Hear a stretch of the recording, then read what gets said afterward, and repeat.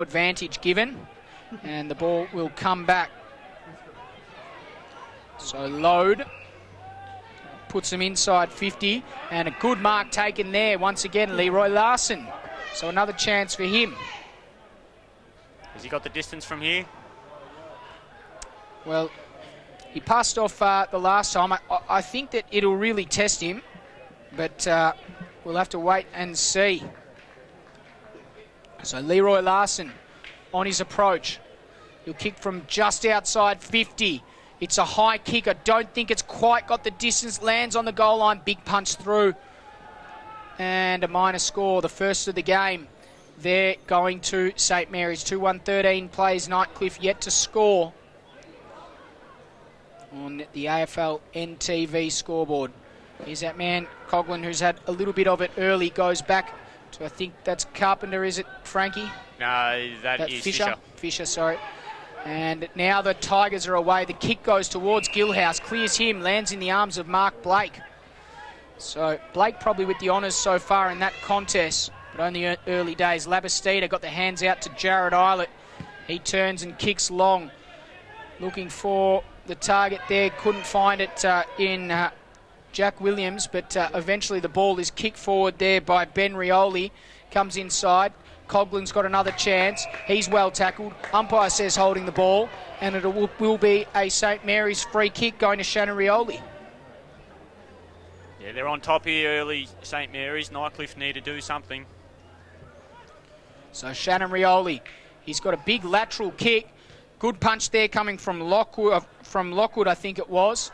Now at the fall of the ball, the Tigers are away. Coming through the middle of the ground is Zufa. His handball goes out to Fisher. He kicks long. The target up there is cleared the target, and Cooper's got a chance at the back of the pack if he can run on and kick a goal. He certainly can. Nelson Cooper kicks the first for the Tigers. And he's one of those players that fall in the category first kick, first goal. First kick, first goal for Nelson Cooper. Well done to him. The kick was intended there for Trevor Borst, but it cleared him. Nelson Cooper, some good work at the back of the pack. Stabiliser there for the Tigers. Gets them back in the game. Margin 7 points. Mary's 2-1-13. They lead Nightcliff 1 straight 6.5 minutes gone first term. And it started down on the back flank with Ash Duncan. He held off a tackle, got a clever little handball over the top and they were away. A few quick kicks through the middle, got it down forward. One-on-one contest. Cooper was in a better spot, ran onto it, into the open goals and banged it home. So ball back in the centre of the ground. Blake got high once again. Still no ascendancy for anyone. Jared Eilert got a quick handball out. Also there Miller in close attendance. Hicks was also amongst it, but there's a free kick. It's going the way of St. Mary's. Guy Orton. He got the hands off to Cameron Eilert. His kick comes towards centre half forward. Little bit of holding. Umpire says play on. Geez, this could be holding the ball now. The umpire just very, very much letting it go until a giant pack forms and a free kick. A ball up the result. So play continues. Gilhouse won it down. A little scratchy kick comes out favouring the Tigers. In there is Stapleton. He tries to get away. Can't, but in the end, Shaq McKenzie gets the kick forward. The Tigers are there in numbers though. The punch comes out towards Perez, who put it forward. Now the foot race is on. Kyle Cossack gathers. He runs to about 60 metres out. He goes in the Borst direction. Can't take it. The handball comes out there from Iggy Valeggio. Coming through there and affecting the contest was Duncan. Nelson Cooper. Can he kick two with two? Was it Nelson? Now it was the other. Now this time. But they've both got one each early on in the game, and a very good start to the two young fellas playing their first game. Oh, wow. What a coup for the Nightcliff Tigers. The Coopers come in and they kick the first two for the game for the Tigers. 2-1-13 St. Mary's. They still lead, but only by a point over Nightcliff. 2 straight 12. Both Buckley and Nelson Cooper, the two goal kickers for Nightcliff in this game thus far. Just under 9 minutes gone first term. And they're playing very short down forward, which is interesting by Nightcliff, with Bouse playing out of full forward. And I think it's actually a good move. It might confuse a couple of those bigger defenders for St. Mary's. Cameron Eilert tried to take them on in the middle of the ground and was caught. And now the Tigers will go forward once again. The kick comes up forward. No one able to take it. Good hands off there from Cossack. Fisher runs in. Can he kick a goal? He certainly can. He certainly can. The Tigers are alive. So a great passage of play. They got the centre clearance and they capitalised on the inside 50 entry. They've definitely been the better side this last 5 minutes, Dave. They're getting it, winning it out of the middle, getting it deep in forward, and while they've got this playing with such a short forward line, they've just got to get it in there, get the one-on-ones. When the ball goes to ground, they're going to be on top. Well, an interesting start to this game. Frankie Valley in the Four Seasons. Caldo, 2-1-13 St Mary's. They trail Nightcliff now, 3 straight 18. Here's that infamous ruck duel, Blake and Gilhouse. No one gets a clear ascendancy, but Nightcliff with the clearance through Hicks once again. The ball comes forward. Here's Buckley Cooper. He's got a chance to get it over to Nelson Cooper. Can't quite gather. And Labastida sees the ball out of bounds. Boundary throw in. Ross Carpenter was the one that led up. And Buckley Cooper onto the ball. So the ball back into play. Miles does the ruck work. Carpenter almost able to take it away. Stapleton got a quick clearing kick. He got it out. Fisher, the previous goal kicker, handballed it towards Cooper. He in turn got the handball to Benny Vile, the man that's making his Premier League debut. Got it to Buckley Cooper. Nelson Cooper goes in, tries to smash it forward. Ben Vile to Buckley Cooper. Long kick inside 50. Numbers favour St Mary's. Big punch out of bounds comes there from Jack Long. Good defence from him. And a boundary throw in about 15 metres round from the Nightcliff end of the ground. Still dangerous territory for St Mary's. They've been very lively down there at this stage, the Cooper boys. It's great to see. Buckley and Nelson Cooper. Great to see them on the board early, along with Fisher, the other goal kicker for the Tigers. High contact there.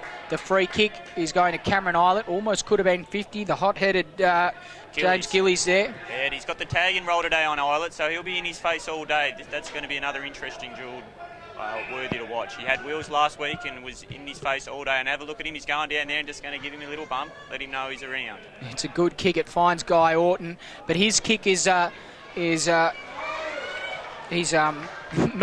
best because Paris got it. He put it inside. Cossack didn't quite gather. Now the toe poke comes out. Ben Rioli's got to be clean. He's got Buckley Cooper in hot pursuit. He was. St Mary's, they almost sort things out. Big contest, big collision there.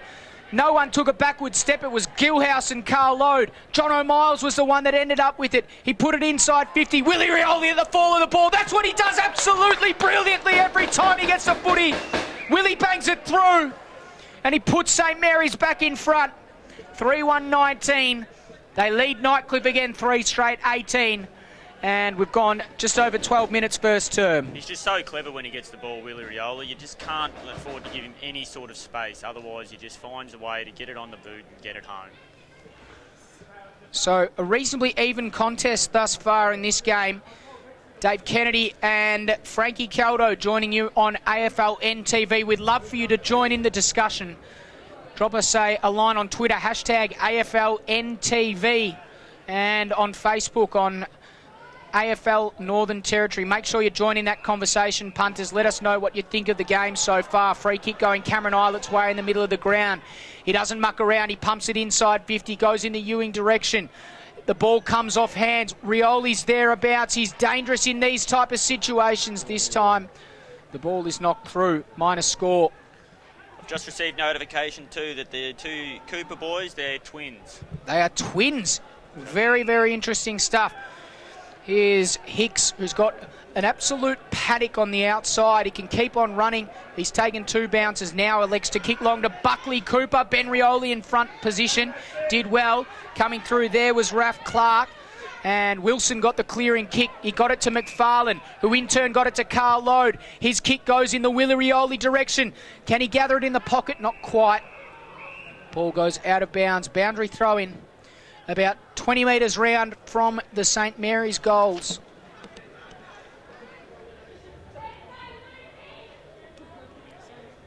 So ball back into play. Lockwood doing the ruck work down there for Nightcliff looks like he'll play a defensive role. He's played in just about every position on the ground this year. There's that man Lockwood. Was he held? Umpire said no, play on. Good tackle there coming. And once again, play on is the result. A little bit going on around the play. There's some good pressure. Players just throwing themselves in at the footy. Players from both sides. Now there's a free kick and it's going St Mary's way. I only saw that going Nightcliff's way, so umpire James down there's obviously seen something that I haven't. So Justin Wilson will have a chance to kick another goal for St Mary's in a game that's ebbed and flow with momentum. Looks to be a little bit of heat down there too around Leroy Larson. That's typical though. Justin Wilson coming in. Oh, geez, terrible kick, but he might have set it up for someone else. He might have set it up for someone else, all right. Van Nieuwen. And the mark has been taken by Van Nieuwen, runs around the corner. Snapshot, easy as you like. The boy from Vermont kicks the goal. So, a good passage of play there from St Mary's. Results in a goal, 4-2-26. They lead Nightcliff 3 straight 18. It wasn't really a good passage of play in hindsight. They got a lucky free kick. Wilson shanked the kick, landed in the hands of Van Nieuwen. So, an interesting passage of play. It's the way footy goes sometimes. It's a temperamental game, Frankie Caldo at times. And St Mary's making the most of every opportunity they've had so far. So the ball back in the centre of the ground. Joey Bell mumbling something in the background. Cannot hear what he has to say. Just stick your neck out here, mate, and whisper it in my ear. He does love to mumble, old Joey Bell. Meantime, play continues. Shaq McKenzie's got it far side of the ground. Dispossessed beautifully. It was a good tackle from Paris. He's been very good all year, Paris, and went down to training with NT Thunder earlier on in the week, and he's probably a good chance to maybe possibly snag a spot in the season coming up. Had word that the NT Thunder coach is looking on. Xavier Clark has recently become the NT Thunder coach, and I think he's here watching the game today. I think he would have to be here. These are the two of the heavyweights of the competition this year. So meantime, the ball kicked forward for the Tigers. No one able to take the mark. Good work there, I think, was McKenzie. But his kick is turned over in defence, and now St Mary's have a chance to switch play. The kick comes out and finds Iggy Valeggio, who hands over the top to Jack Long. This is what they do so well, St Mary's. Rebound 50. McFarlane's got it just forward of the centre square. He kicks to Leroy Larson, who probably could have taken the hands down a little bit earlier, wouldn't have had the ball punched out. Now Nightcliff with a chance. The handball comes out towards Miller. Didn't find him. Now McFarlane is tackled. Ewing finds himself a little bit too far out to score. He just puts it to a dangerous spot. Raph Clark coming back with the flight. Shaq McKenzie got a clearing kick off the hands of Raph Clark and kicked the goal with the kick. Beautiful passage of play. He's a man that's been in sensational form, Shaq McKenzie, and he kicks the goal for St Mary's. Now they are out to a 14-point lead, 5-2-32. Plays 3 straight 17.5 minutes gone first term. Yeah, Mackenzie's played every game and been super consistent in all across the whole season. It also looks like Goulfey's got the job on Rioli down there, so it'll be interesting to see how he goes. He's played over 70 NTFL games, so he's got to use his experience now to try to stem the impact that Rioli's had early. So ball back into play, and Cameron Eilert is the one that comes away with it. He's already had a few clearances. Justin Wilson couldn't get rid of it. The ball comes out there to that man in Fisher. Now it comes out further to Zufa, who's got it just forward of centre wing for the Tigers. First time we've called his name today. Very exciting player though. Zufa's kick is not a good one. Oh, coming in hard was Valeggio and sees the ball out of bounds. There's a free kick. He talked the umpire into that one on that occasion. Just deciding where the mark's going to be. Probably fair play. I don't know whether that did come off his boot, but Iggy Valeggio was able to talk the umpire into it, and he'll get the free kick. So Valeggio will have the free kick. Trevor ball stands the mark. Another one that was down at NT Thunder training. Yeah, another one that's been super impressive for Nightcliff this year. Come up from South Australia, played a fair bit of NTFL football, but been super consistent for Nightcliff. So Oh, good grab, McFarlane. The St Mary's skipper did well to grasp that. Here's Jack Long. Oh, he turns young Cooper inside out and then kicks towards half forward. Not his greatest kick, but with a good effort there. Might have been Williams that couldn't quite take the mark. Ball out of bounds. Boundary throw-in. What about this weather, Frankie Caldo? it's cooled down. I thought it was going to be stinking hot at this time, but it's all right up here in the box, and I don't think there's a bit of cloud cover. So when there's a bit of cloud cover, it's not quite as hot as what it is when the sun's full out. Williams got it out. Eilert, Cameron that is. And Willie Rioli took a good mark on 50. He's going to have a look inside. He kicks to a lot of space. Ewing leads the chase of the ball. It's Ewing and Lockwood. Good battle. Lockwood was able to do a very good job. I think that's Zuffa there on the far side who was there to caress. The Tigers get to the ball in numbers and they dispossess well. A little bit going on at ground level there. And a 50-metre penalty. So a 50-metre penalty going the way of the Tigers. I think it was Shaq McKenzie that was at the bottom of the pack. Sometimes those type of things go. Fall of the ball there is Carpenter. He gathers. Left foot kick around the corner. Umpire said it was already out of bounds. Boundary throw-in. Ash Duncan not too happy about that ruling. First game back for Ash Duncan. He's hurt his shoulder early on in the year and he was thinking that he might have to have a reconstruction, but he's had a few weeks off and it's come good, so it's good to see him back. Good to hear. So Miles does the ruck work. He got it down and now the Saints are away. Cameron Eilert, his kick comes out towards Shannon Rioli. He turns his opponent just in time. Got a kick towards Shaq McKenzie, who's got time to run on. The chase comes from Lockie McKenzie. He did very well, the young fella.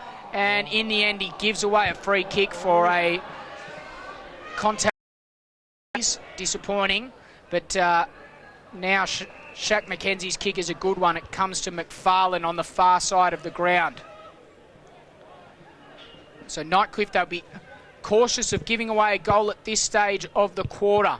It's been a reasonably productive quarter for both sides. The game has ebbed and flowed. Momentum hard to come by. This would really put it back in the way of St Mary's. McFarlane comes in from a tight angle. 50 metres out, couldn't quite make the distance. Ball still in play. Fisher gets the clearing kick away, and it's a good one. It finds the target. That's 50. That's got to be 50. That's a ridiculous 50-metre penalty to give away.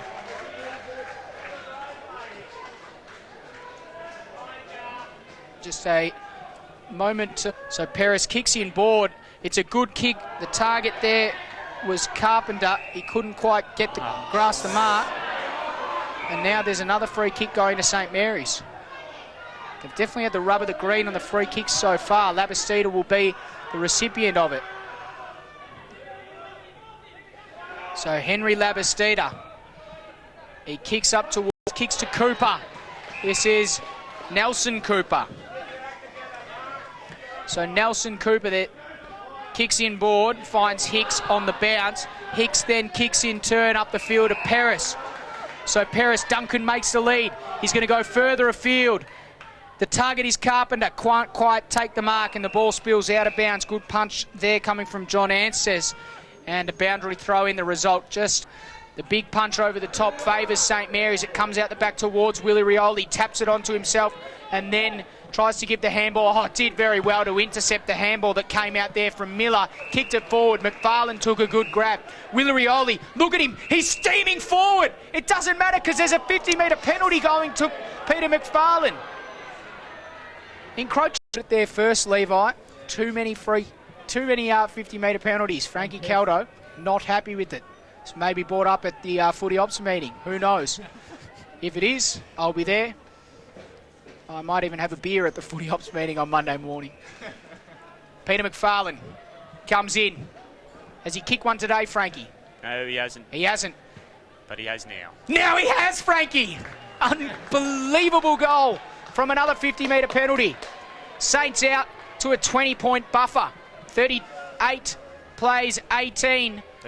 They just constantly find a way to do this, St Mary's. It's happened nearly every game this season.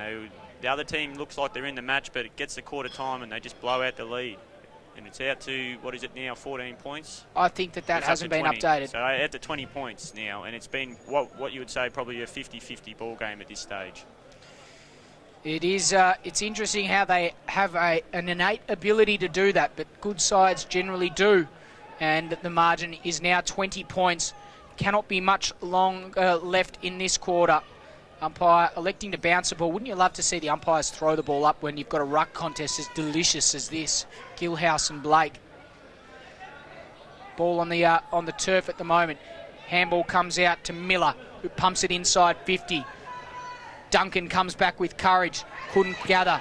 Labastida got a clearing kick to Raf Clark, who just shoveled it in with one hand. He kicks over the top. Finds Leroy Larson, dropped an easy mark. Miller lets him know about it. So ball out of bounds, just forward of centre wing for St Mary's. Back into play. Blake doing the ruck work there once again and got the front position. Wilson got the clearing kick. Siren sounds. Quarter time.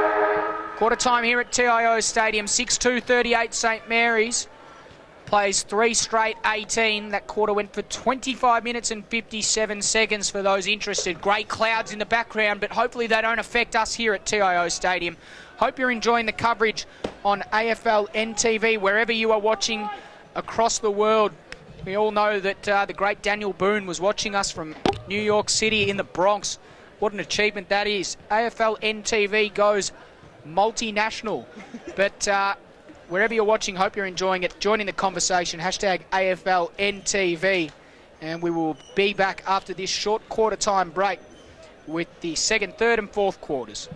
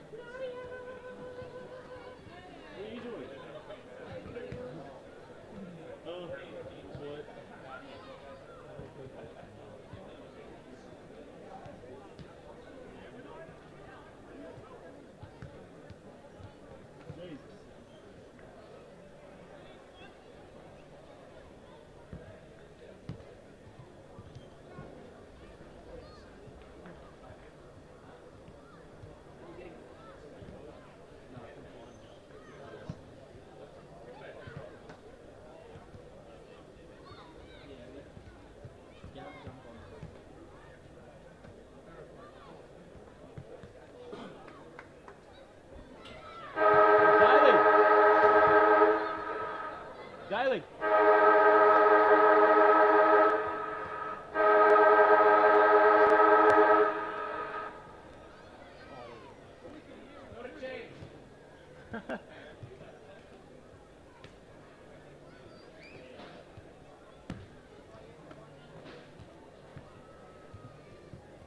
Bradley Bassel. Their old man was cracked the shit it up. Scream was crap. Good enough. Elk. Not that flash live.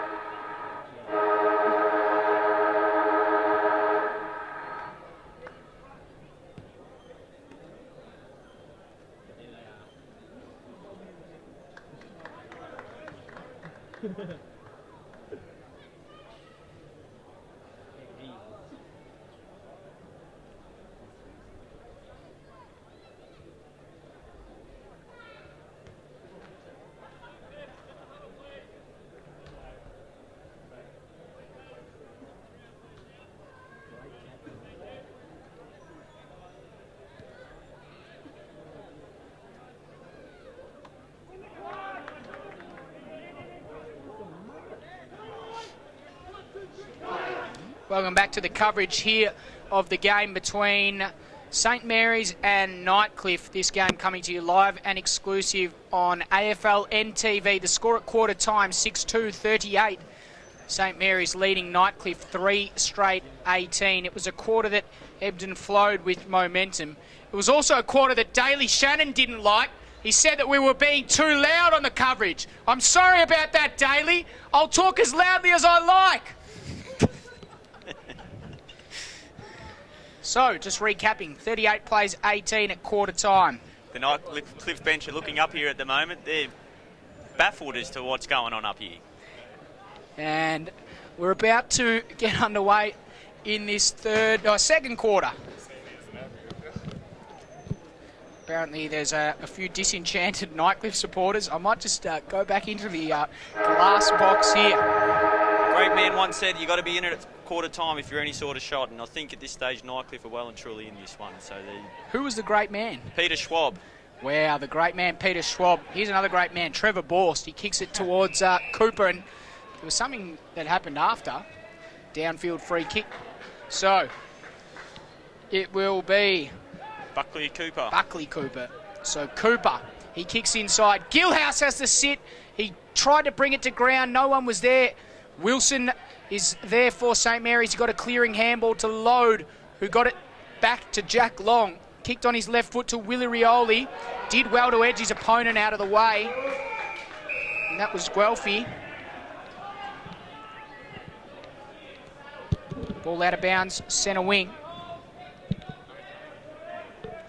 So, once again, Gilhouse doing the ruck work. He tapped it down, but coming through with pace was Cameron Eilert with a spearing pass towards Van Unen. Couldn't quite gather on the bounce. Now the Tigers come away. The clearing handball came out to Borst. Two Saints have collided. They're slow to get up. Meantime, the ball lies with Cale Cossack. His kick out wide is a good one, and it finds the target there. Willie Cossack, it is. So he kicks inside, finds Fisher. Gets the handball off to Zuffa, whose kick on goal is very straight. It's got the distance, and a good goal from Zuffa. Good team goal from the Tigers. They worked it well from half back, and a good passage of play sees them get their fourth. Their fourth straight, 24. They still trail St Mary's 6-2-38. The margin 14 points, just under 2. The Nightcliff crowd, didn't they love that? They're pretty happy. They were getting against the rub of the green in the first quarter, so they're pretty happy to get one back on the Marys right there. So in he comes. A very low kick, and he's missed it. He's been very good in the few games that he's played, Rossi Carpenter. And you normally would have expected him to put that one home, but not on this occasion. I do recall a great goal that he kicked on the run against Wanderers a few weeks ago. It was a brilliant goal on a day that Nightcliff would probably like to forget. Kicked it at this stadium from about 50 metres out, and after gathering the ball at half-back and getting it again at half-forward, but that occasion not his best. Meantime, play continues. Williams dropped the mark. The ball comes out there towards Cale Cossack. He got it to Zuffa. Tries to spin out of trouble. Boundary line beats him, and a boundary throw in the result. 38 plays 25, 13 points the margin, second term. Just under 5 minutes gone. Ball back into play. almost uncontested. Zuffa took it out of the ruck and then kicked it out of bounds on the full. So it'll be a free kick. It's going the way of Anstez. So John Anstez, his kick out towards halfback is a good one. It finds Guy Orton. Orton sums up his options. Not much presenting forward. He kicks long. Gilhouse is positioned well there. He couldn't quite take the mark. And now the ball spills down. Now it comes out to Carl Load. Load gets the hands out towards Jared Eilert. He's well tackled, but good enough to get the handball out. Gilhouse was sitting behind play. His kick is a good one. Finds Duncan. Duncan from 51 metres. He's got a loose man in the goal square. It's Rossi Carpenter, and he has a chance for redemption a few minutes after his miss from almost exactly the same spot. Yeah, he's probably got a few more degrees in his favour this time, so yeah, I would expect him to ram this one home. So Carpenter with a chance to kick it goal. This would bring the margin back to within 1 goal, or 7 points. And he's done exactly that. 7 points the margin. Nightcliff well and truly back in the ball game. 6-2-38, plays 5-1-31. 6 minutes gone, second term. St Mary's taking on Nightcliff. Good start to this quarter from Nightcliff. They've been on top early, had most of the inside 50s. Just need to maintain it for the next part of the quarter. And we've got Gillies back on the ground playing on Eilert. Joey Bell claims he wasn't going to tag anyone, but he's definitely back in there. Back in there tagging. Geez, have a look at him. Bit of close attention. So, ball back into play. Blake and Gilhouse. Gilhouse got over the top. Won it down, only as far as Jared Eilert, though. He's over the ball, not able to gather clean possession, then got one in the back. And a free kick, the result. Umpire adjudicating that Hicks went into his back. So Jared Eilert, he kicks it towards half forward, kicks to space. McFarlane, McFarlane was Not sure what he was in front. That signal was, but it looked a good spoil by Cameron Long. Goofy takes a good mark in the fence. Yeah, so in the end, maybe the footy gods watching over. Goofy able to cut that one off. He got it to Hicks in the middle of the ground, and now they switch the ball laterally. They've got to be clean here. They are. Zuffa's got it. He wheels and goes and kicks on the left foot in the Carpenter direction, the previous goal kicker. Got the hands back, and now the Tigers can come back inside to that man Hicks once again. Hicks with a dribbling kick towards half forward. Duncan can't pick it up on the run. Fisher laid a good tackle, but the ball came out to Cameron Eilert. Oh, there's a free kick for a high contact, and it is coming back. He does love to pay a free kick, old umpire James. Cameron Eilert with the free kick. Got the hands off to the running Orton, who kicks long. This time a good mark is taken there by Ewing. He's a fair way from home, but he can run to 52 and almost pop it through from there. Instead, he goes to his captain, McFarlane, and he can go back and convert from set shot, looking for St Mary's 7th goal of the game.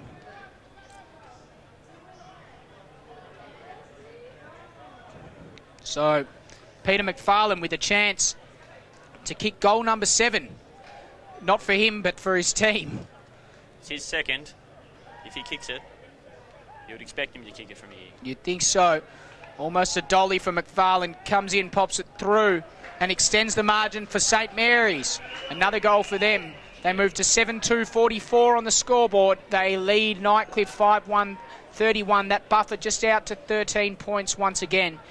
8.5 minutes gone. Second term. St Mary's taking on Nightcliff. Dave Kennedy joining you here with Francis Caldo joining me in commentary. If you want to join in the discussion, make sure you get on the Twitter and use the hashtag AFLNTv. Let us know your thoughts on the game thus far.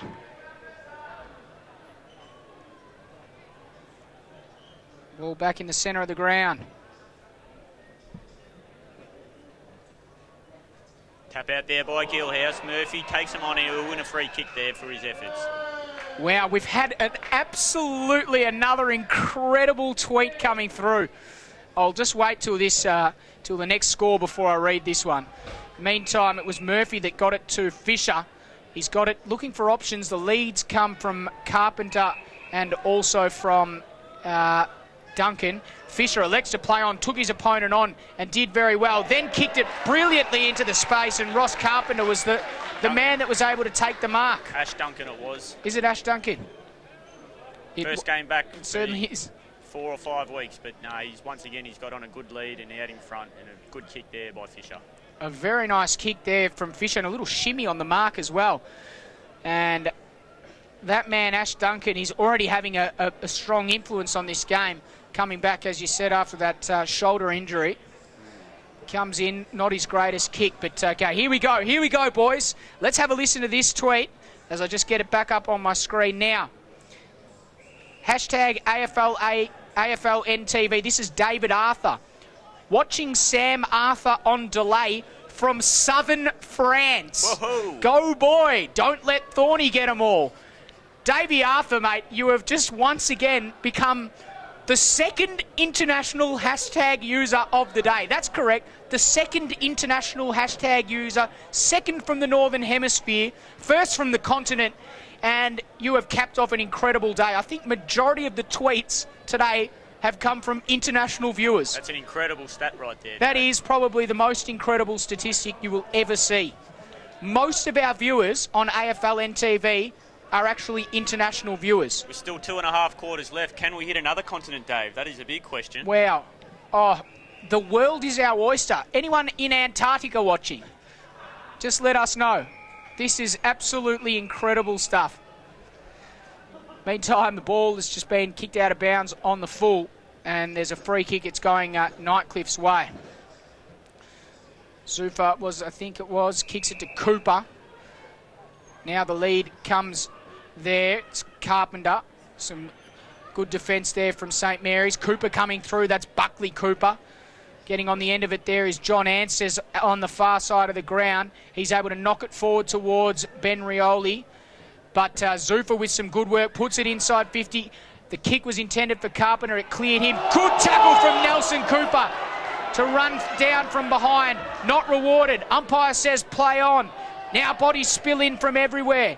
Gilhouse, a big ruckman in close attention, but eventually the Saints get the clearance. It comes out towards Cameron Long. His marking attempt was punched forward. Now, here we go. This is the Saints going on the offensive once again, but the kick is partially smothered. Miller with a chance. He's well tackled. This time, umpire says holding the ball, play on advantage. The ball comes out towards half forward. Leroy Larson, quick handball. Willie Rioli, look at the explosion of pace from Willie. He kicks from the 40 and he kicks it out of bounds on the full. They had a loose man over the top there. Willie probably just needed to get it to him. Comes back out. Paris takes a mark on the half-back flank, wheels around, goes long to a one-on-one. Bounce behind. Ooh. Not a bad effort there.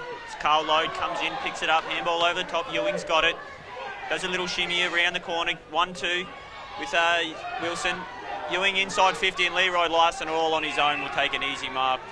35 metres out. Wants to play on. Look at Willie. Does play on. Oh. Big punch in there by Long, but it comes to Benny Rioli. Around the corner, Ewing play on and it's out of bounds. Geez, they managed to muck that up. I'm not sure why Leroy Larson just didn't go back and have a shot. He would have normally been a pretty good chance to kick that one, I would have thought. But it was a nice, easy set shot that he didn't bother to go back and convert. McFarlane and Lockwood do the ruck. Fisher got the quick clearing kick away, but only as far as Raf Clark. He can almost go on and kick a goal from there. He tugs the kick and he kicks a point. Disappointing. So St Mary's, 2 missed opportunities there. And they move to 7-3-45 on the scoreboard. They lead Nightcliff by 13 points, 5-2-32. 13 minutes, 45 seconds gone, second term. Kick comes out towards Paris. Free kick, 50 metres. Ewing encroached the mark, and this is what's called retribution, as the umpires even up the 50-metre count. is that number 5 for the day, Dave? Get him in. So the boundary throw-in about to occur. It's almost as if the play just stopped for us to get Michael Barfoot, and we still missed him. Justin Wilson was appealing for a free kick there. He's going to go right up to Noons and say, what happened there, mate? How come there's no free kick for me? And nothing doing for him. Another boundary throw in. 45 plays 33. Join the conversation. Hashtag AFLNTv. We've already had 2 international tweets today. What a day it's been. As the ball is pumped inside 50. McFarlane had to sit. He wasn't able to gather the footy. Ewing was well tackled. Good tackle there. Some good pressure coming up forward. The umpire says that there's a free kick. It's high contact. And it is going St Mary's way. It'll be a free kick to Darren Ewing. It's really cooled down in the last 10 minutes. We're sitting at 27.5 degrees in almost perfect conditions for football at this time of year. Players will be loving this at the moment. So, still no more tweets after the last international tweet. Make sure you jump online and drop us a tweet. Hashtag AFLNTv. Has anyone checked the Facebook? We're getting any action? That's why everyone must be posting on Facebook. That's why. Ewing with that lovely left foot of his. Oh, if you don't mind, Darren. He's done it again. What a beautiful kick of the footy he's been over so many years. He kicks the goal this time in green and gold. And he extends the margin to 3 goals. 8-3-51. St Mary's lead Nightcliff 5-3-33. The margin an even 18 points. A big in for St Mary's this year, Ewing. Got the transfer over from Palmerston. They've copped the 4 points for him, but he just really does add a lot more class to an already very, very classy Saints forward line.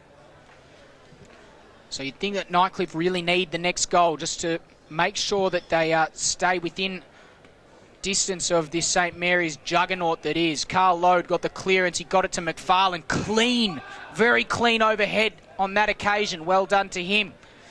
He's probably too far out to score. He goes inside. Cameron Eilert slipped at a crucial time. Then Leroy Larson also slipped over. Now the ball spills out to Jonathan Coughlin. He kicks inside to Gilhouse. He wants a runner. Oh no, Gilhouse. He's going to be run down from behind. Holding the ball. Advantage. Blake, the other opposing ruckman, comes in. Kicks inside 50 to McFarlane. Shannon Rioli's got a paddock inside if he wants him. The kick wasn't that great, but Shannon still had enough time. And I think the big ruckman should stick to handballing the ball. Yeah, he's a bit unlucky there. He just was caught out of his vision. He thought he had a bit more time and space, and unfortunately he just got caught at the last second when he was trying to get a kick away. Apologies to all the Nightcliff supporters that seem to have a problem with the volume of commentary at the moment down below. Very disappointing for them. Maybe we won't make the footage available for them. Meantime, play comes in. And Shannon Rioli kicks a goal for the Saints. Another goal. 9-3-57. They lead Nightcliff now 4 goals. They're starting to create a bit of a buffer here. 19 minutes gone, second term. 57 plays 33. And St Mary's out to a 4-goal lead. We've got 6 or 7 minutes left in this quarter. Once again, this is a knife edge at this game, so Nightcliff need to make sure that they start to win the ball out of the middle and get it back forward. Make sure the lead doesn't blow out to any more than the 4 or 5 goals that it currently is.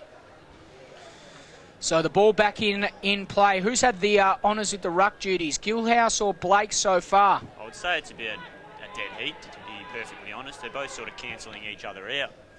Load won the clearance and got it inside 50. McFarlane, geez, you almost could have been a free kick against.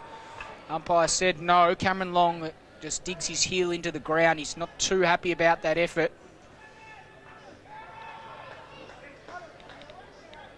Now, it looks like McFarlane will have a chance. They kick from probably right on the 50 paintwork once again. Creeps just inside from 49 metres out. The goal umpire does a little bit of work, but it's another one for the Saints.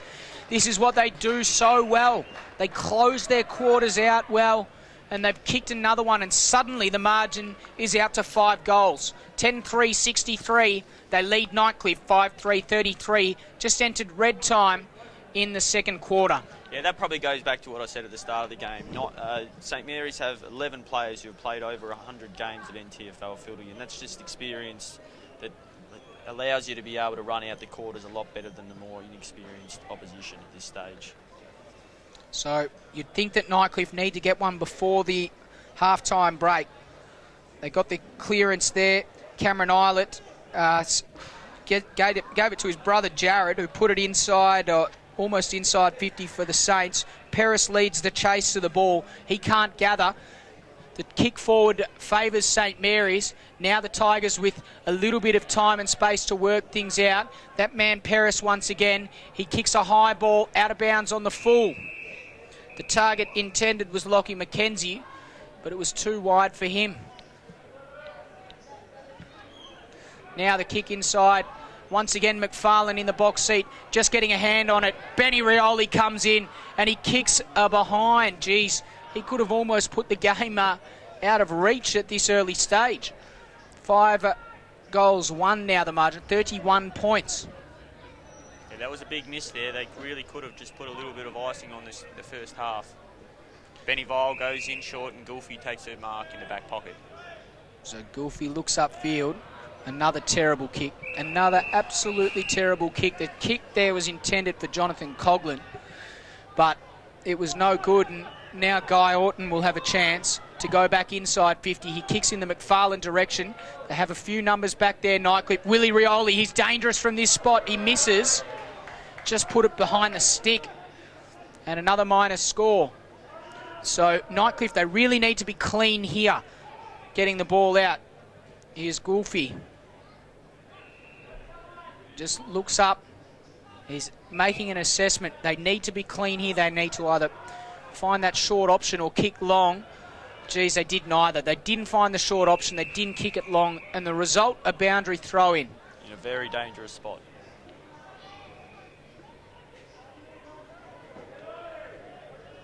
So ball back into play. Lockwood taps it down. A good tap. Finds Hicks. And Hicks gets a clearing kick. Hopefully this one stays in play. It does. Here's Carpenter. He's pushed up the ground now. He kicks a long ball. It's a good kick. It favours Zuffa. Also there is William Cossack. And no one able to gather it there for the Tigers. And once again, St Mary's are going to be able to clear this off their back defensive half. But that kick wasn't the greatest. Coming through is Miller. Now Ben Rioli has a chance. He stops and props and handballs the ball. Umpire says high contact anyway. Free kick going to him. Moves it on straight away to Jack Long, who kicks to Willie Rioli with a beautiful kick. Loping left foot kick from Jack Long was good. Willie Rioli, he kicks in the McFarlane direction. Just an unbelievable ability to find space. And super clever player. He's just such a great player. He finds space and he actually creates space. That kick just allowed Peter McFarlane to run onto the ball perfectly, and a great kick from him, from Willie Rioli. Sees the ball in the hands of McFarlane. How many has he got, Frankie? He's got 3 so far, lining up for number 4, and all of a sudden becoming a very dangerous forward for St Mary's. So for goal number 4, Peter McFarlane on his approach. His kick is on its way. The goal umpire does a little bit of work, but all the same, it sails through the goals anyway. And another goal on the board for St Mary's. 11-5-71 they move to.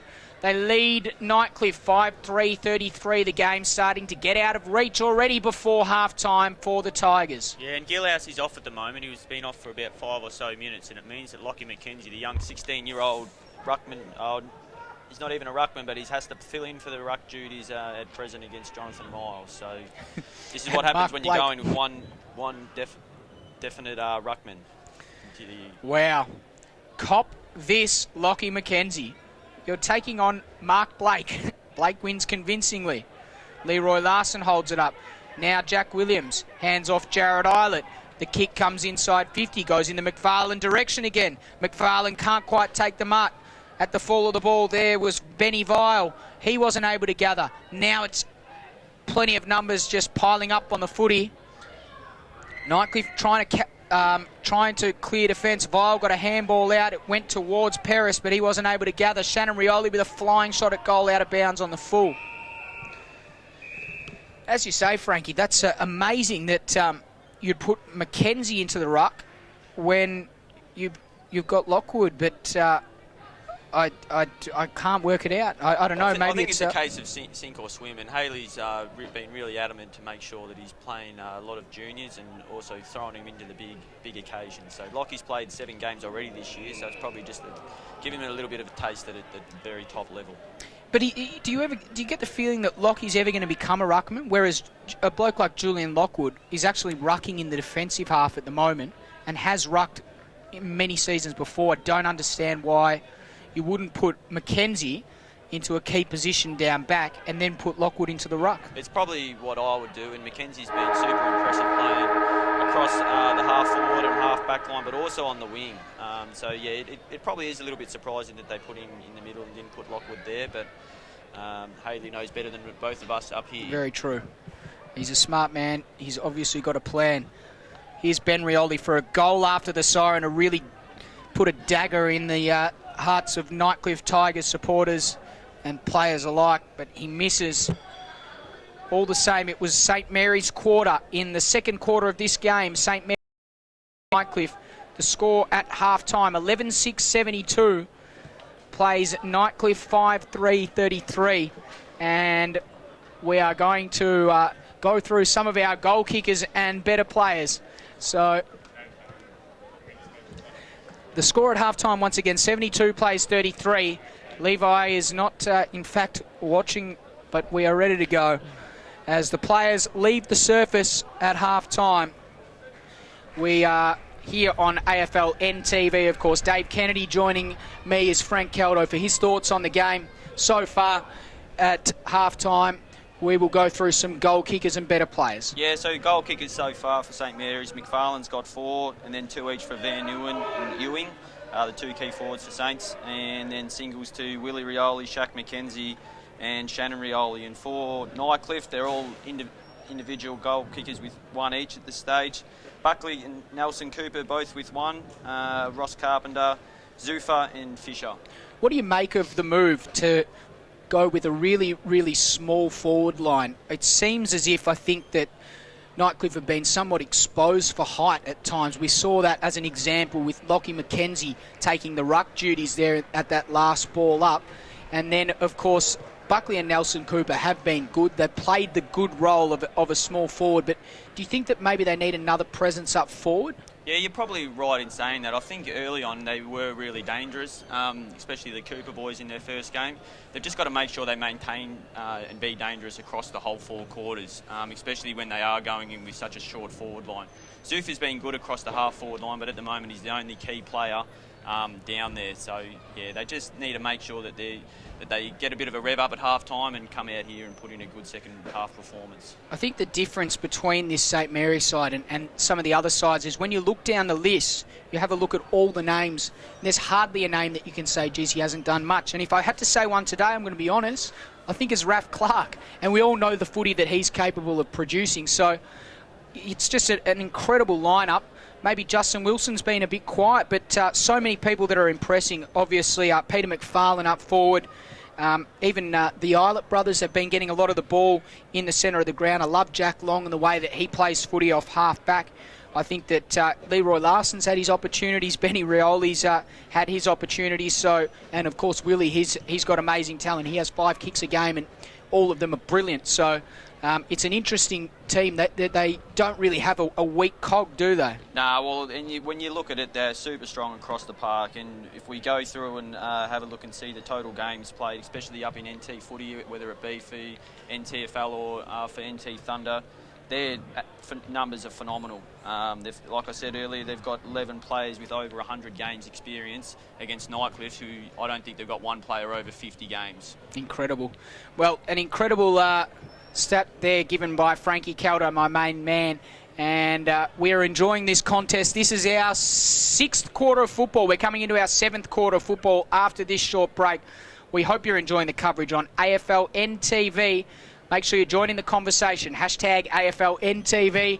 Jump on Facebook. Give us a like at AFL Northern Territory. Wherever you're watching in the world, as we've said throughout the call, majority of our hashtag users are actually international hashtag users. David Boone from New York in the Bronx was watching the Tiwi Bombers Wanderers game. We also had a viewer, I think it was It was Sammy Arthur's old man who was watching the Wanderers game from southern France. Incredible, incredible. Northern Hemisphere, they've got their act together. How about the Southern Hemisphere? How about you guys catch up and start using the hashtag, all right? Or Hashtag Asia. Asia's got so many people exactly. from the world. Surely there has to be someone from Asia. The only continents that we haven't covered, we've had a few from Australia. So Asia, Africa, and South America. They're the only continents that we haven't covered. Antarctica.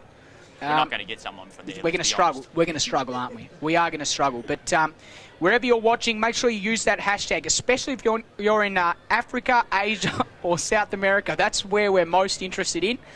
And it could be a truly all-encompassing continental hashtag using day here on AFLNTv. We'll be back after this short break. We're going to pan back to kids at halftime.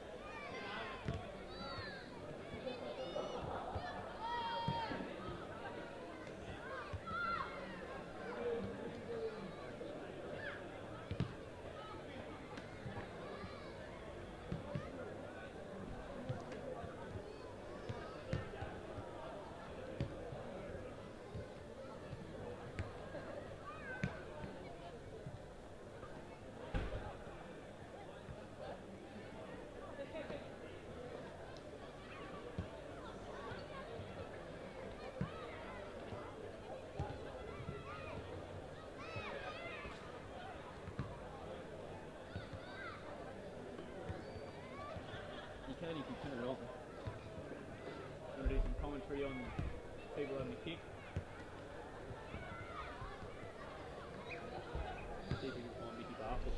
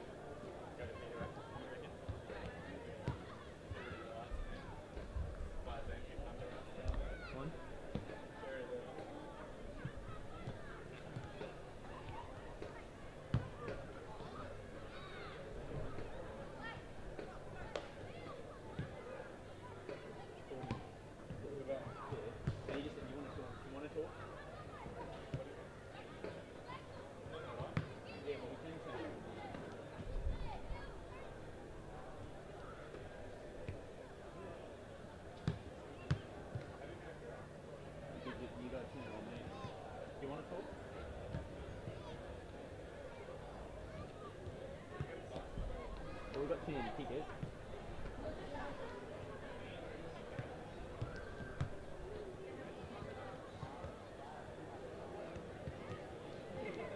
You have enough people in the crowd.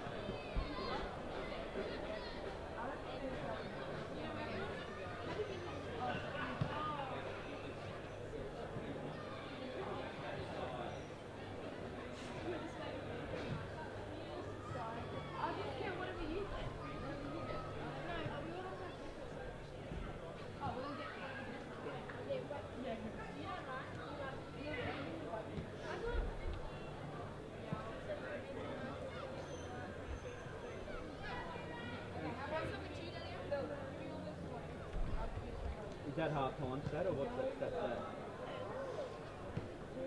Yeah, right. You got any other stats for me? Yeah. Yeah, we'll just give you some. Yeah, it has been one shot.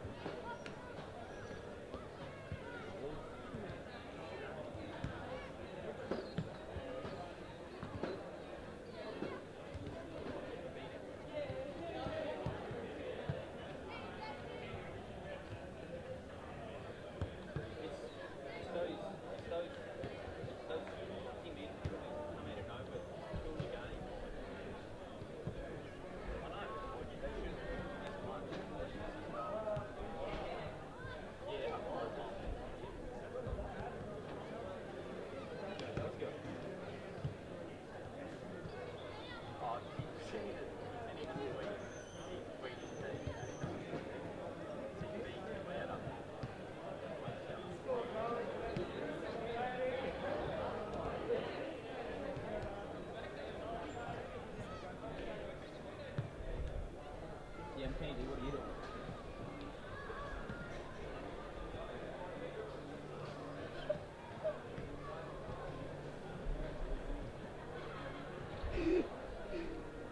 There's no game up.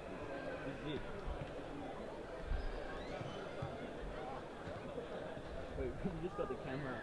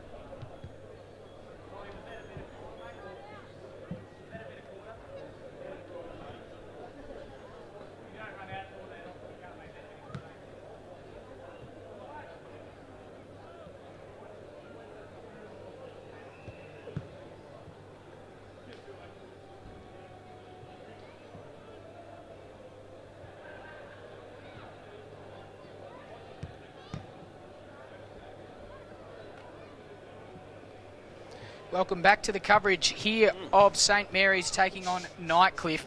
The score at half-time, 11-6-72, St Mary's in front, 5-3-33. Frankie Valley in the Four Seasons just choking down on a bit of Diet Coke. There seems to be a problem, mate. There's a serious problem. Have a taste and let you know if that's not the worst Diet Coke you've ever tasted. It's got no fizz and it's got a tang to it. It's unheard of. Someone stitched this up massively here, Dave. We're gonna do the taste test live on AFLNTv because Nightcliff have not taken to the field yet. So St Mary's are on. So Frankie Valley reckons that this Diet Coke is no good. I'm going to have a bit of a taste of it. I'm telling you, I warned you. That's all I'm saying. It's probably been in there for a while. This is one of the worst Diet Cokes you will ever taste. I don't think I've ever tasted a worse Diet Coke. I didn't think it was possible to make a worse Diet Coke. This is... Put it around the crowd. I might have to give this to the Nightcliff supporters. This is terrible. And here's their number one ticket holder just here. Oh, that is a terrible start, but we're back on AFLNTv. We've only got one team on the surface at the moment. St Mary's already out into position. Nightcliff yet to grace the field, yet to make their way onto the surface. The security guards are shooing the kids off. Now, teams have been warned about this too, about entering the fields too late. So the last thing you want to see right now is the ball getting thrown up and Nightcliff getting a goal. Because I'll tell you all right, those Nightcliff supporters on the sidelines could possibly storm the field. A couple of stats for you as well to kick off the second half. An incredible free kick count as it stands, 28-4 in favour of the Saints. The Stanks. I don't think I've ever seen such a lopsided free kick count, or ever heard of one anyway. A couple of the more evening up stats to come out of the half-time break. Centre clearances are 9-8 in favour of the Saints. And Some sort of angle. Very strange, actually. Doesn't really make any sense in my head. The umpires might need a protractor. Ball comes in. Gilhouse, comes in, and he kicks a goal. It's effective. The start that they needed. The big ruckman gets the job done. He kicks the goal for Nightcliff, and it's a much-needed one. They move to 6-3-39. What do they move to? 7-3-45, Frankie. That's correct. So back to 27-point ball game. 7-3-45, Nightcliff. They trail St Mary's 11-6-72. And that free kick was the first disposal of the half, and they converted with a goal. So if they can keep that ratio up, one kick per goal this second half, that'd be a very good chance. That'd be more than that, I would have thought. Meantime, almost another free kick. The umpire didn't want to award it this time. Players coming in from all angles. The chip comes out off the ground to Raph Clark. He got a sweeping handball to Carl Lode, who in turn got it across the ground. Shaq McKenzie with a little kick inside. Ewing turned onto his left foot, his favourite left foot, and he kicked from 40 metres out. Don't tell me, Darren. Oh, how many times have I said that? Darren Ewing kicks a goal with that infamous left foot. And the instant reply to St Mary's. The joyous celebrations of Nightcliff supporters alike was sensationally ousted by Darren Ewing merely 30 seconds later. 12-6-78. St Mary's, they lead Nightcliff 6-3-39. 2.5 minutes gone, third term. Already seen 2 goals this quarter. So the restart in the centre of the ground. Blake and Gilhouse do the ruck work once again. Trevor Borst is in there for the Tigers. Couldn't gather the footy. Mark Blake does some good work in close. Got it out to Leroy Larson, who got the releasing handball to McKenzie. He comes back inside, then kicks on his right foot to McFarlane. The punch there came from Lockwood. It was a good effort from him. Players going from both teams in hard. Carl Lode ends up with it. He chips the left foot ball over the top. Shannon Rioli got high, couldn't quite take the mark. The ball spills to ground. Blake came in with a big tackle. It comes out towards the forward pocket. The Saints still in possession of the footy. The releasing handball this time comes out. Shaq McKenzie, did he get one in the back? Umpire said yes. It was 3/4 a really good tackle, then he's just got into his back at the last minute. Probably there. An unfortunate free kick to give away. They almost a really good tackle. So Mackenzie, he kicks the ball inside and it's cut off well in defence there. Goofy. And Goofy's done a reasonably good job up forward, especially with this release play. He kicks to Lockwood. It's a dangerous kick. He has to be good here. He almost took the mark, then almost gathered on the second attempt after it bounced. Now the Saints have a chance. Mark Blake, could he kick a rare goal from outside 50? McFarlane came back and got cleaned up in the process. The ball ended up with Paris, and now he's got a bit of time. Paris, his handball over the top to Murphy, not a good one. Umpire says play on, thought it was a free kick for high contact myself. He got it wider still towards Miller, and the ball is seen out of bounds by the opposing number 12, Shaq McKenzie. Those storm clouds are starting to press in here too. Who would that favour, Frankie? I think at this stage St Mary's with such a big lead. Nightcliff need to get a little bit closer. If the rain comes before them, they're no chance of coming back. Good to see Gilhouse back on the ground as well after we thought there may have been a problem. Here's Willie Rioli. He centres the ball nicely. The call came from Ewing, which allowed McFarlane to withdraw himself from the contest and then sag off the back and get the kick from Ewing. Nice team play there from St Mary's. Geez, I'm still feeling the effects of the worst Diet Coke imaginable. The kick inboard comes in. Van Unum was the target. Safely punched through by the Nightcliff defence. Now, Frankie, I woke up with a bout of, I think, food poisoning or a cross between food poisoning and Ross River virus yesterday. You weren't eating the night before Macca's again, were you, after not putting it in the fridge? Generally might be one of the reasons behind it. No, that's only something that Bradley Stewart could come up with. I prefer to eat all my Maccas as soon as I get it. But I'll tell you what, if that Diet Coke... Oh, big kick out of bounds on the full from Mark Blake. If that Diet Coke lands me in the same areas as what I was in yesterday, I won't be in a good state for a Sunday session tomorrow. Be disappointed if you're not involved with that.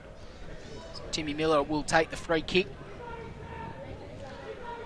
Frankie, you lining up for the Tigers tomorrow, mate? At this stage, it's a no. Oh, getting up high there was Willie Cossack. Couldn't quite take it down with him. Justin Wilson runs the ball over the line. Boundary throw in.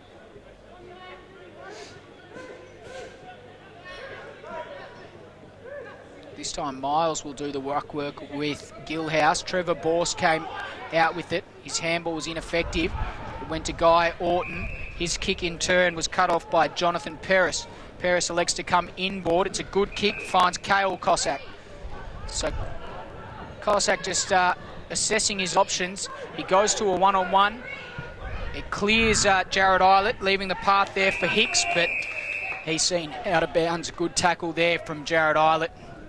Another boundary throw-in. 79 plays 39. 40 points the difference here. Third term, just under 7 minutes gone on AFLNTv. That throw-in is really affected by the wind. Gilhouse knocked it down. Nelson Cooper can't keep it in. Another boundary throw-in. So I think the wind is favouring, probably favouring Nightcliff at this stage, or maybe even blowing across the ground, just judging by the direction of the flags. It's a great tap. Borst got it onto Miller, whose kick, almost I would have thought that was almost a mark to Cooper. Couldn't quite hold on. Carpenter with a flying shot at goal. It's a good kick. It's gone through. And a goal to the Tigers. He's been super consistent since coming up into the Premier League side, Ross Carpenter. He's not real quick, but he's got really good hands, and you can just see by that play, just really clever once he gets a hold of it. Well done, Ross Carpenter. He kicks a very good goal on that occasion, just breathes a sigh of relief. I think Nightcliff, they really do need to get themselves back into this game with a few more goals, especially with the way the wind is and especially with that weather on its way. How far off do you reckon, Dave? Oh, geez, I don't think it'll hit. I don't think it'll hit this game, but could be famous last words. We should also mention the fact that Palmerston have defeated Waratahs in a bit of an upset at Garden. So 2 in a row for the Magpies. Must be that the development manager out that way doing some good stuff off the field, getting the kids involved. Great to see the great to see the Palmerston Magpies getting some results on field for the work that they're doing off the field. Meantime, Lockwood hacked it off the ground. Borst was there in close attention. Is Jared Eilert almost able to force a stoppage? There's an interesting situation there. Jared Eilert, of course, the NT Thunder CEO, tackled by NT Thunder player Julian Lockwood. Buckley Cooper's a little bit sore here at the moment. Looks like he's something wrong with his calf or lower leg. So, meantime, St Mary's were able to get it forward. Yeah, this doesn't look good. Levi will see if we can get a quick shot of this. Buckley Cooper not in a world. He's in a world of hurt there. Van Union's got the ball for St Mary's after a short kick from Peter McFarlane, but hopefully that's just a corky.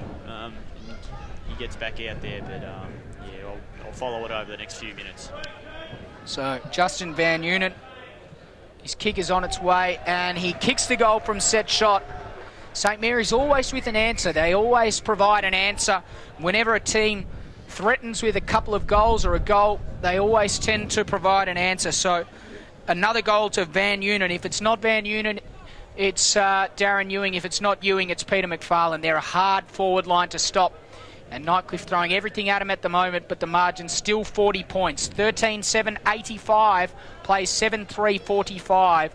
10 minutes gone, third term here in the St Mary's Nightcliff game. Yeah, those three names you mentioned have kicked 10 of the 13 goals for St Mary's, and it just shows how crucial it is to have big-name forwards who kick goals regularly in your side. Gilhouse won the tap convincingly, but only as far as Lode, who got it to Orton, who kicked inside 50, and the mark is taken by one of those three. No advantage from the mark. Ref Clark trying to take the advantage, but it's McFarlane with the mark, and he'll go back with a very convertible set shot. This is for number 5. Really liked his game today, Frankie. I think he's really stood up. I think he's been sensational all season. He had a delayed start to the season, and he's been able to really gain some momentum, and he's started on fire with, I think, a couple of bags of 6, and he'll kick another bag tonight. So McFarlane, it's not the greatest set shot. Actually, it's faded beautifully, left to right.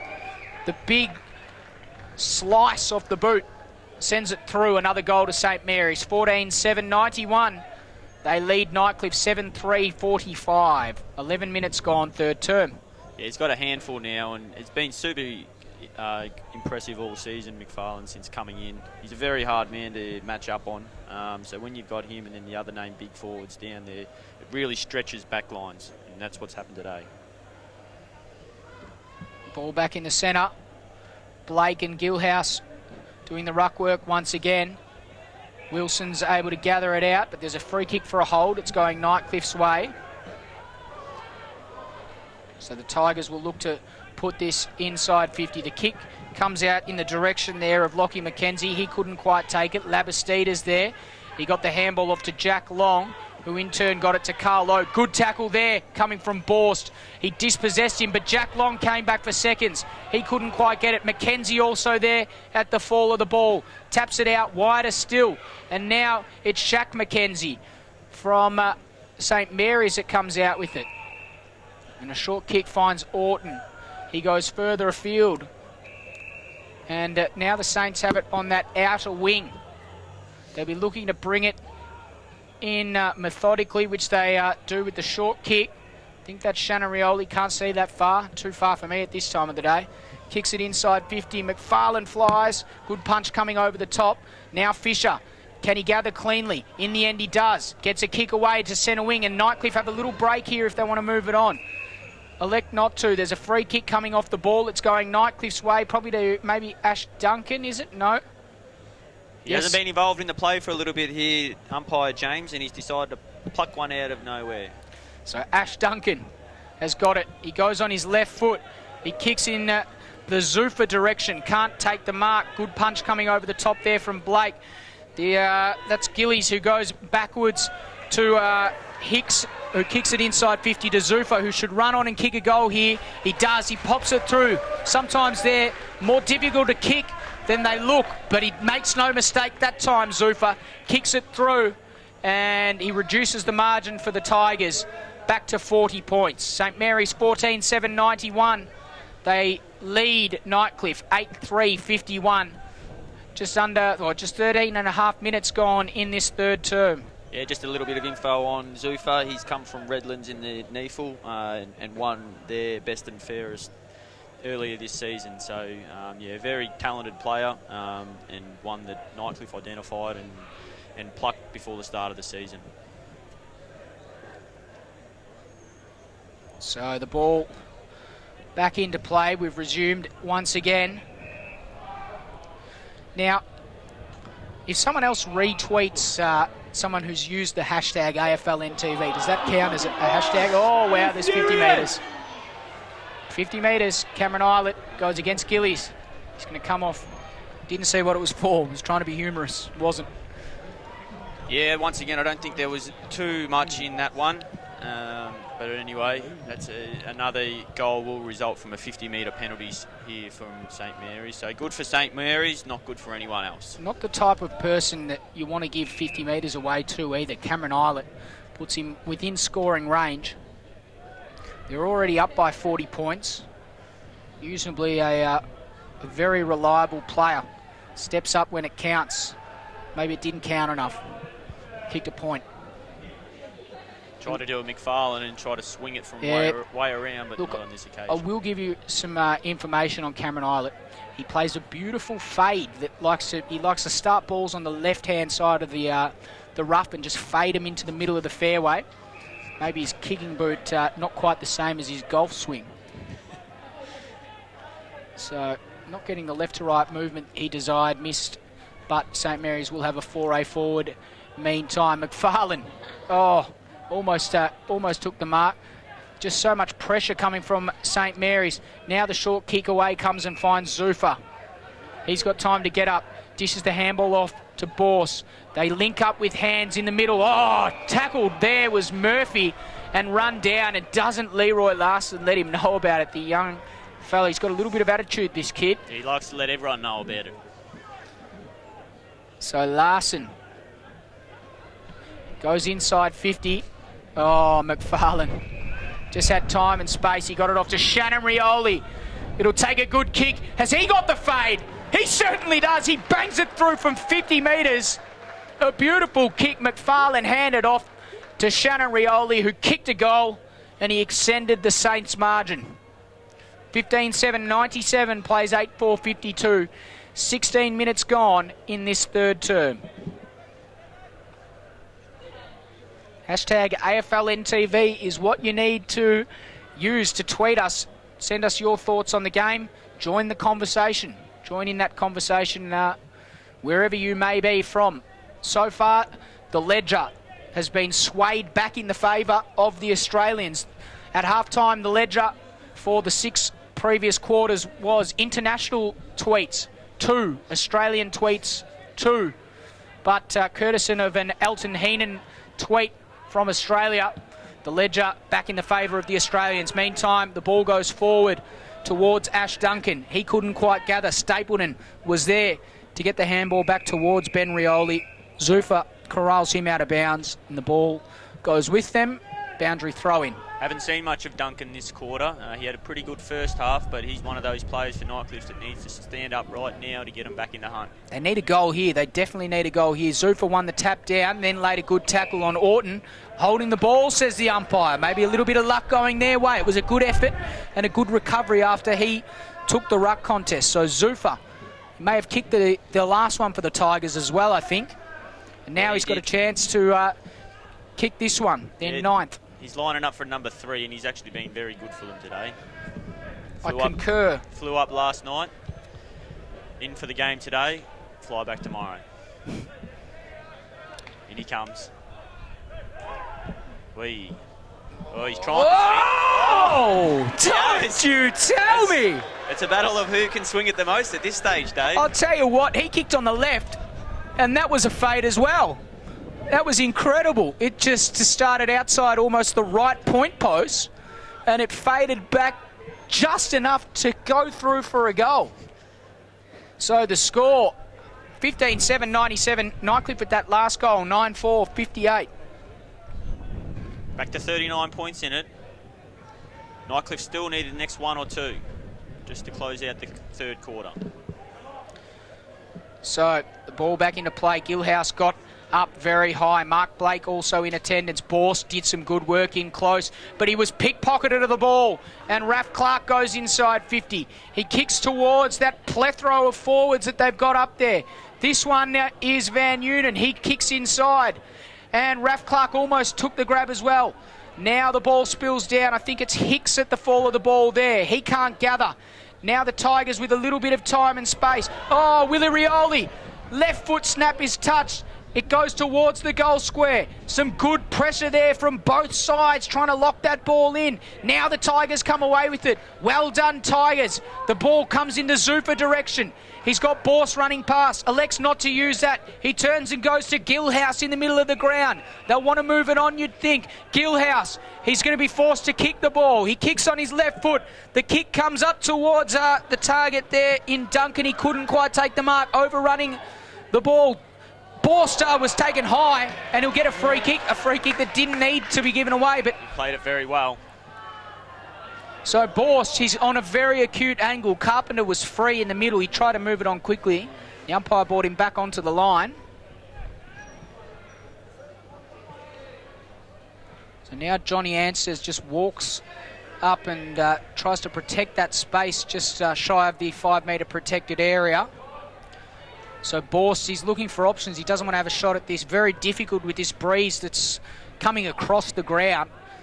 Would be very easy to kick this ball right across the face. But Borst has kicked the goal. What a super goal. Great play there from Trevor Borst. He kicks a goal for the Tigers, and they've strung 2 in a row, Frankie. They're coming 10-4-64. They still trail St Mary's 15-7-97, but a little bit of momentum with the Tigers. Yeah, that's back to a 33-point ball game. Trevor Boust with his... Boust, is it?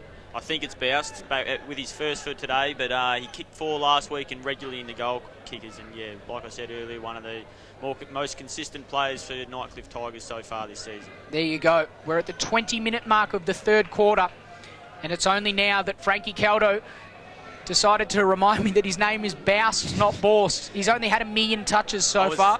Just for the record, I was going to ask you at 3/4 time whether you knew that it was Borst, because I wasn't 100% sure. We'll call him Borst/Boust from now on. We don't want to offend anyone. If his family's watching, maybe you could use the hashtag and tweet us in the pronunciation. Is it Borst or Boust? So 22 minutes gone. If Nightcliff can snare a cheeky goal before 3/4 time, you'd give him a hope. Bounce favours Blake, but Gilhouse came across the front. Gilly's got a quick handball out. Didn't go to anyone in particular. They're hacking it forward, the Tigers. They need clean possession somewhere along the line. Hicks is in there. Also there. There's a free kick. It's going Nightcliff's way. Umpire sprinted in from 400 metres away. Zuffa with a long kick. It's an ugly kick. Oh, that was Cossack that got up very high.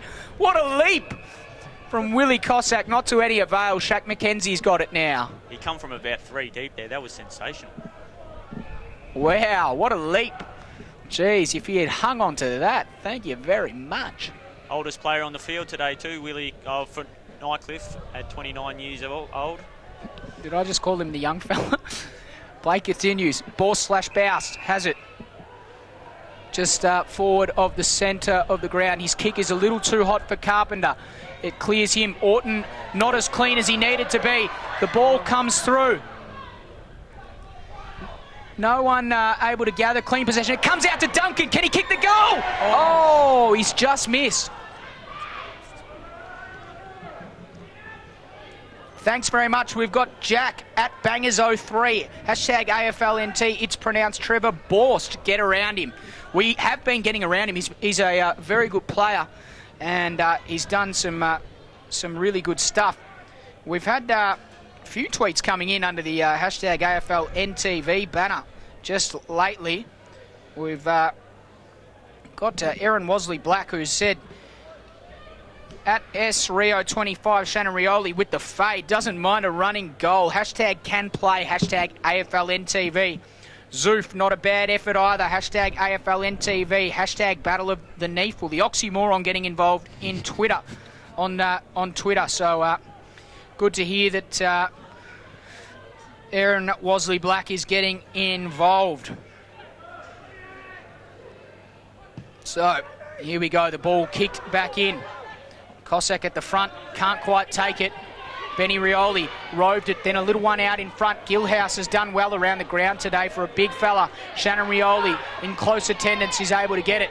The man that Aaron Wasley-Black, the oxymoron, just tweeted about. Got it to Ben Rioli. His kick inside. There's a 2-on-1 here. Tigers should win out. They do. Boused. Here's Boused. He's going to be run down. Oh, wow. He's run down from behind. Borst. Sorry. Borst. The stats men aren't happy with the pronunciation, Dave. This is tragic. We should... it's Borst. Okay, it's definitely Borst. Frankie Valley in the Four Seasons just confused me.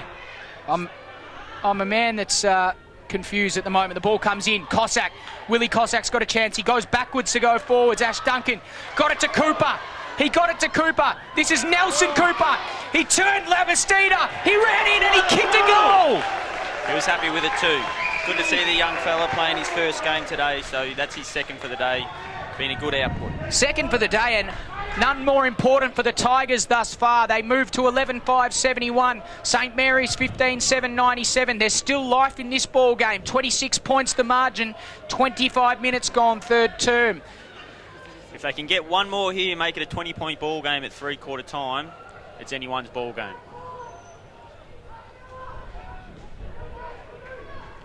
Umpire James just going to throw it up, even though the ruckman isn't ready. Oh, jeez. Gill out. And he's won the tap, and what's he going to pay here?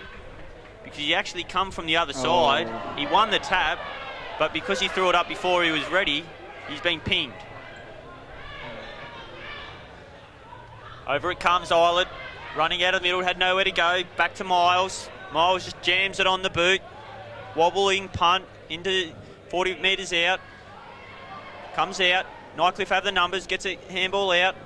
Larson gets a handball up. Willie Rioli, clever little kick around. Gets on. Quick handball up to no one in particular. And it's going to drift out of bounds, and we have a throw in. Boundary throw in. It's about 45 round from the Saints' end of the ground. Nightcliff wouldn't want to concede one here. 26 points the margin. They've worked it back slightly this quarter. Ball back into play.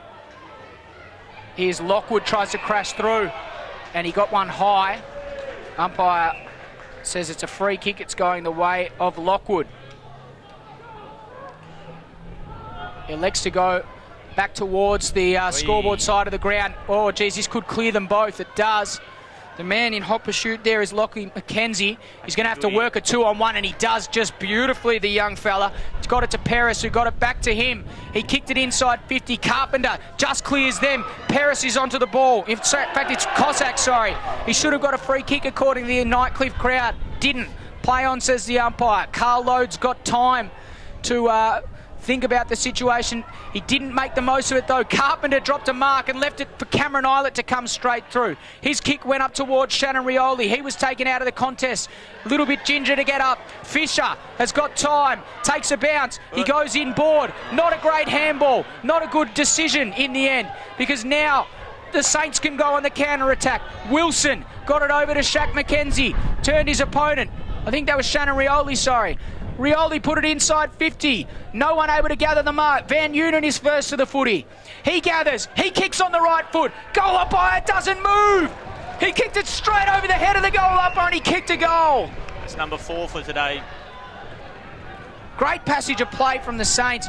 It was the wrong decision, wasn't it? Coming through the middle of the ground, Fisher. Yeah, there was a couple of crucial turnovers by both sides there, but yeah, that handball back inside by Fisher, he just had to hit the target, got over his head. St Mary's won it back at the end and got it forward into a one-on-one contest, and yeah, Van Ueng in that situation, you'll back him 9 times out of 10. So, we are back in the middle of the ground. Margin back out to 32 points. It's not a goal that Nightcliff would have liked to have conceded. You don't like to concede goals at the best of time, let alone in junk time, third quarter, when you've had a good quarter. Kick off the ground favours St Mary's. First of the footy there is Miller. He's not able to gather cleanly. Now the siren sounds. They'll be really disappointed about that last goal, the Tigers. But can they regroup and put in a big last quarter? They would need it if they are any chance of staying in this game. The score at three-quarter time, 16-7, 103. Plays 11-5, 71, Nightcliff. 28-20 that last quarter went for. And, of course, you're listening or watching online live at AFLNTv. Hope you are enjoying the coverage. Hopefully the coverage is not too annoying for you. If it is, make sure you tweet us. Hashtag AFLNTv is the way to follow us. And we want to hear your thoughts on the game. Hashtag AFLNTV, AFL Northern Territory on Facebook. The news so far today, Tiwi Bombers were comprehensively defeated by Wanderers. And at Gardens Oval, Palmerston recorded win number 2 in a row. So they defeated Waratahs in what would be seen as an upset by many people. And they have just hit a little patch of form so far. And AFLNTv is trending according to one of our statsmen, George. So make sure you get around that trend. So the winners so far today, Wanderers over Tiwi Bombers, Palmerston over Waratahs. At the moment at three-quarter time, St Mary's lead Nightcliff by 34 points. Join us for the last quarter of action here in this AFLNTv doubleheader today, just after this short break.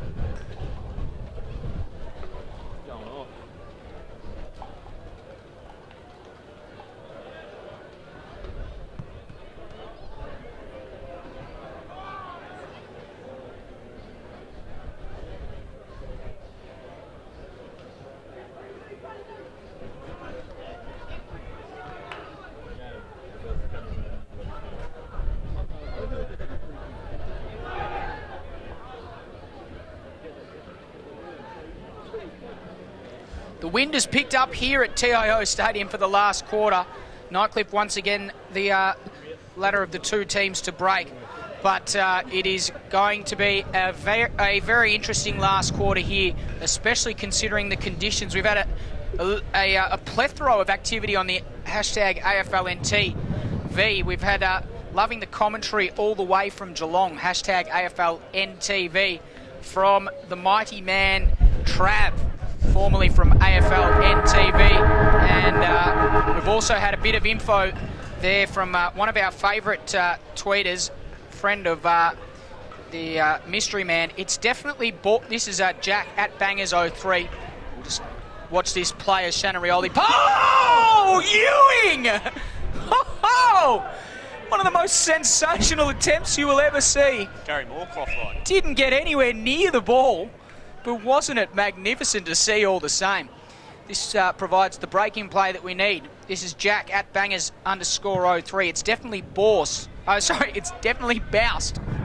Open bracket, like house, close bracket. Hashtag AFLNTv. Hashtag call him Borst, he hates it. Hashtag Tigers in the territory. Great to hear, Jack, so maybe we'll just continue calling him Borst. Play continues. Make sure you use that hashtag, punters. We've had another one. Oh, no, it's just NT Footy League. Probably one of us tweeting. Lockwood's in the box seat there. The punch came over the top. Oh, Borst is in the location. Could he get it here? Oh, couldn't quite. Wilson, in the end, saw it out. Borst Bouse was thereabouts, though. He's our new player to watch. The ball back into play. Blake let out a yelp as he tapped that down. It came out to Gillies. Then Gilhouse knocked it over. He was looking for Kale Cossack, but in the end, Raf Clark, paid a throw. It's going Nightcliff's way. And the free kick to be taken by Peris. So Peris, he runs up and kicks towards centre wing. Good mark. Very solid mark from Zuffa. He's been very good all day. He can really hold his head up high after his performance for the Tigers today. He kicks it long. He wants the target there in Willie Cossack. Couldn't quite gather the mark. Now the Saints will go back on the offensive. Cameron Islet. He's got Ben Rioli over the top and finds him. Gillies is on the mark, in close attention. Ben Rioli goes short to Leroy Larson. Couldn't quite hold on. Could not quite hold on, but Ben Rioli was able to gather the pill. Tries to sell some candy. Whoa! And in the end, Jared Island sees it out. Umpire not budging at the suggestions of Nightcliff fans that was in fact holding the ball.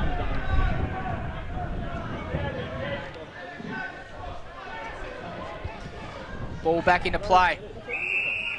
Free kick for a hold, or It looked like it should have been a free kick for him. What's he paid though? no, I think what's happened is he said that the ruckman didn't have separation at the time the ball was thrown in, so they've redone the thing, the boundary throwing. Strange, I've never seen that happen before actually. Gilhouse won it over the back to Fisher. Here's Borst. Borst kicks it along the ground. Effective kick, gains 30 metres of territory, and he kicks it out of bounds. Boundary throw in for that man, Borst. Wow, who would have thought the pronunciation of someone's name would give us so much humour for the night. Ball back into play. Gilhouse won it down. Now it comes out to Zuffa. Handball. Borst can't quite gather. Comes out though. Duncan running handball. Cossack. He kicks a goal. No, it's just touched the woodwork, I think.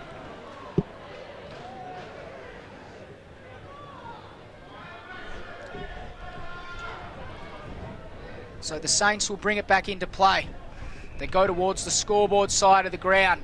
A long penetrating kick comes out. Look at this. Look at how well they do this transition play.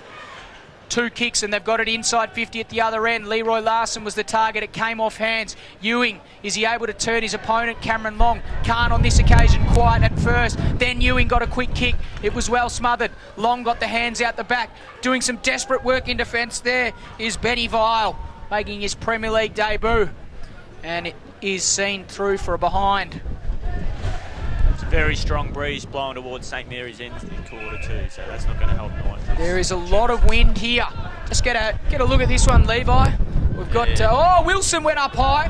Gillhouse sees it over the boundary line. We just have a look at this sign. It's just about to blow away. We'll keep you guys posted on this sign as well. It might actually fly away. Might have to get Michael Barford onto that. Jack Williams came in from the side. Now there's a free kick. It's going Nightcliff's way. Advantage given. The kick out came from Hicks in the Zuffa direction. And now the wind seems to have swirled the other way. So we've got a tweet in from Elton Heaton again at Blake Campbell 35. Might have to fly and watch Marupna boys win a flag for Saints. At Rowie, at Lodi, at Blakes _9. Hashtag AFLNTv. Yes, I think I would have to agree with you there, Elton. I think that, Shannon, I'm not wearing my Elton John t-shirt this week. Let us know, Elton, if you're an Elton John enthusiast as well, like I am. Maybe you might just think I'm weird. But there's another free kick going Saints' way, but I'd have to agree with you there. I think the Saints are on their way to another flag, the way that they're playing once again this year, disposing of opponents. 34 points the difference at this stage. McFarlane almost took it one-handed. Lockwood got a quick handball out the back. Now it comes out to Paris. He's got a little bit of time to run into space and kick it out of bounds on the full. This wind really playing havoc with both sides. It's going to be very tough for them going forward this quarter, Nightcliff, so they've really got to make sure they hit their targets. Blake Campbell, coach of Marupna this year too, so a bit of love there on the tweet for the Marupna boys. Great to see. Kick comes up towards Lockwood. Paris leads the chase at the back of the pack, and they clear defensive 50 momentarily. You'd think Stapleton leads the chase for the Saints. He got it back to Orton, who kicked it towards Shaq McKenzie. It was a good kick. Found him on the chest. His kick inside 50 goes towards Van Unen. Couldn't quite gather it on the bounce. The tap out from Vile was ineffective. Now the quick kick around the corner goes out of bounds on the full. And it'll be a Nightcliff free kick to Julian Lockwood. No, in fact, it's going to Cossack. Yep, Cale Cossack. He kicks the ball out of bounds on the full. So the wind really having an influence here at the moment. Yeah, it's picked up and it's blowing strongly towards Saints End, and it's going to be very tough for Nightcliff going forward. But and they're just playing with him at the moment. Saints gets it on to Ewing, who goes back and nearly slots another one, but not quite. Ball goes over the back there, and there's no one there to pick it up. So Michael Barfoot is not going to be having to go walk around there and pick it up. Well, hang on, the water boy might be onto it. Good water boy. You saved Michael Barfoot 200 metres of walking. The ball brought back into play by Paris. That kick's better than his last. Nightcliff, they need a goal if they're any sort of chance of staying in this game. 35 points, the margin at the moment. They'd need to kick 6 goals into a 6-goal breeze, I think, at the moment.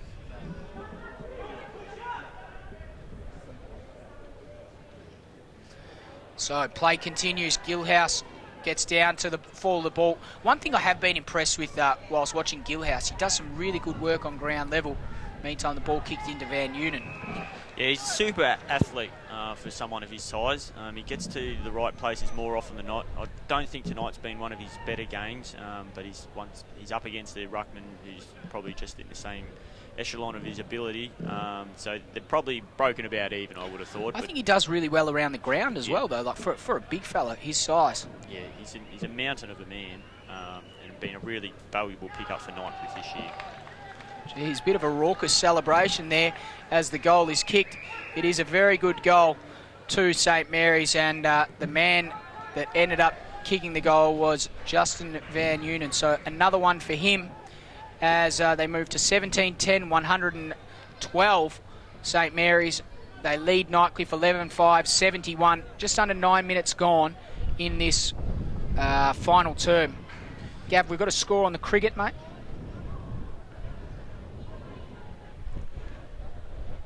So the score at Stumps, is it? That score at Stumps, England 4 for 180. They trail Australia by 205 in their first innings. And the batsman in, Stokes, come in as the night watchman, did he? And Bell. Or is he? No, he's just a genuine number 6, isn't he? So the ball continues. Miller put it inside 50. and then was decked after play, and He might have come rightfully across his leg there. awarded a free kick. Levi, you get that? No. No. Good stuff. That's why we pay you the big bucks. Now, a few players are going down with cramp here. It's a little bit ginger getting up there, Timmy Miller, but I think he'll be all right. Also, a little bit ginger there, I think, is the young fella. Is it? Lockie McKenzie? Yeah, he's done a fair bit of work this match, so He's he's only 16 years old, this fella, so he's been serviceable today. He wants to take it. He's cramping, but he wants to take it. So Lockie McKenzie.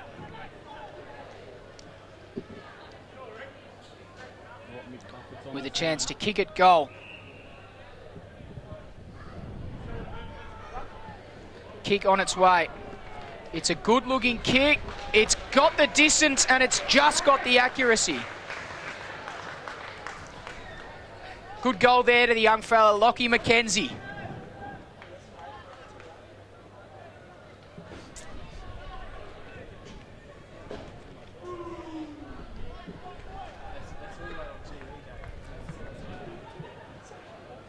Back to a 35-point ball Wow. game here.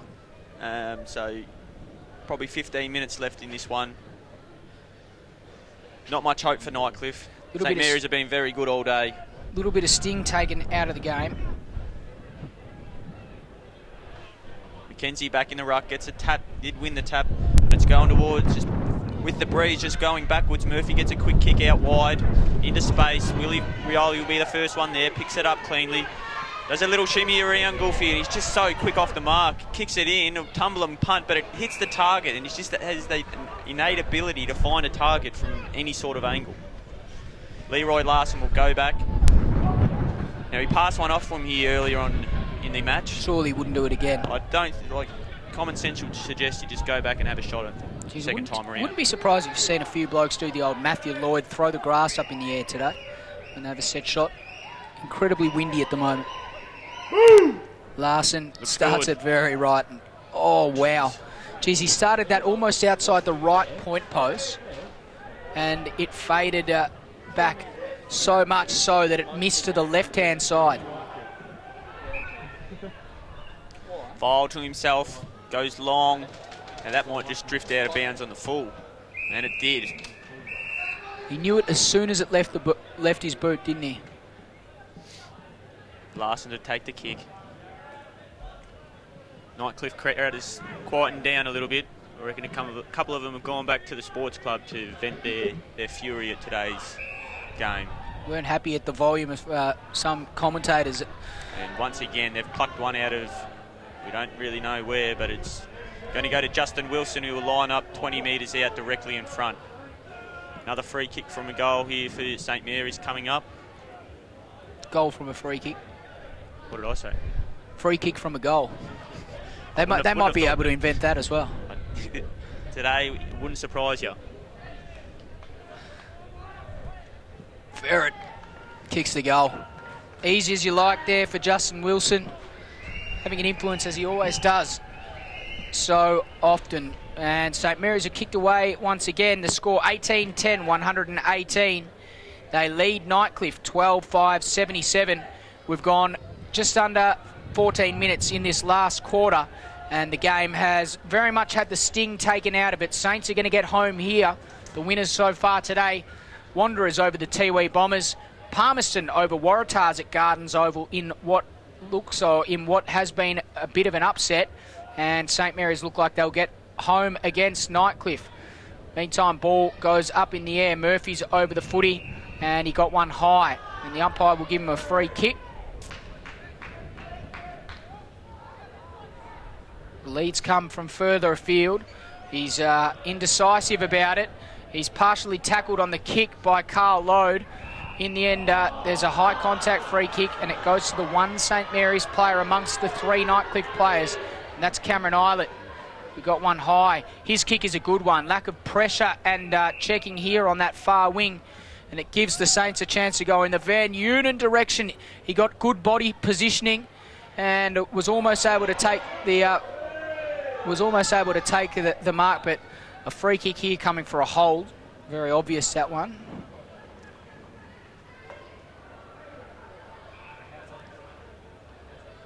Coghlan goes long. St Mary's in the best spot here. They win it back. Out to Mackenzie. Shaquille. Forget his first name. Last name. Jack McKenzie. Jack McKenzie. That's the one. And Shaq. Leroy Larson. Shaq. Leroy Larson misses what he probably should have kicked from 10 metres out on a slide angle. Paris to take it back in. Goes out wide. Fishes in space. Takes it. Plays on. Looks up. Tries to go long, but that breeze is holding up. Good kick though to Zufa, who marks on the centre wing. Looks up, goes inside. Good handball to Lockwood. Lockwood takes his time, wheels around one, goes back inside. Gilly's in the best spot, drops a mark, falls down now, and Eilert will be the first one there. Gets a handball out wide.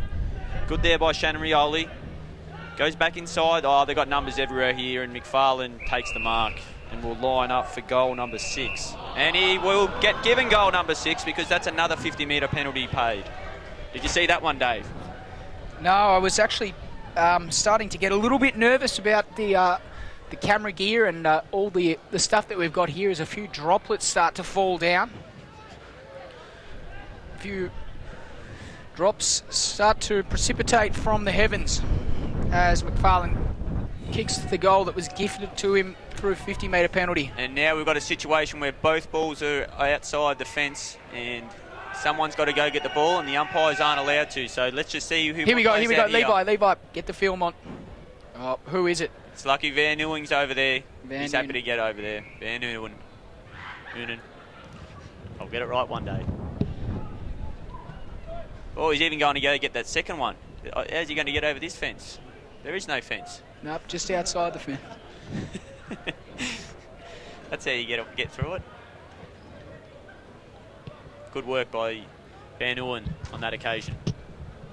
As we welcome Joey Bell to the commentary box. Dave Kennedy's just having a well-deserved break after 7.5 quarters of action. And Joey Bell, how have you enjoyed today's proceedings? Well, we definitely saw this coming. I mean, St Mary's is such a dominant side. They're always going to close out this game. Yeah, right. Who do you think's been best for St Mary's? Cut it out.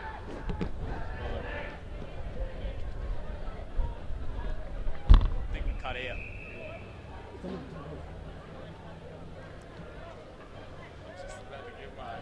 You might be still on. You're still on.